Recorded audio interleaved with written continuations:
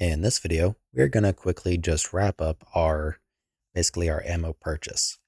So all we want to do is basically this logic here and just do it right down here. But instead of copying and pasting and having, our duplicates, we're going to go ahead and make a function that is going to assist us here, that its only purpose is to remove points. So let's go to our header and we'll make a new function called void apply cost to points. So that'll take in a const. We'll do a int 32, and we'll call it, actually no, it needs to be a float because the magnitude is a float. So const float cost. So let's create that definition, and I want to move it up right above activate ability and take our on-wall weapon purchase where we modify our points. I want to cut and paste. Then I can simply change payload.event magnitude to cost. And that's it. We can also actually make this a const function because we're not modifying any member variables inside it.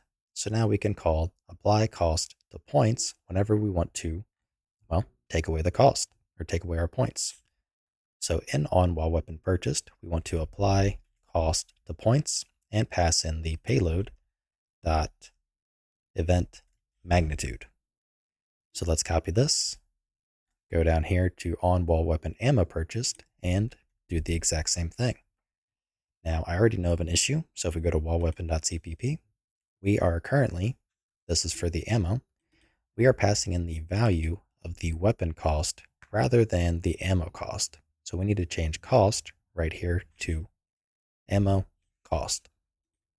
And that'll resolve that. So with that said, let's go ahead, compile, launch, and give it a try. Okay, once we are back in the editor, let's just confirm that it does work. So we can go ahead and just play as client. We can buy the STG. We can shoot a few rounds. And then buy the ammo.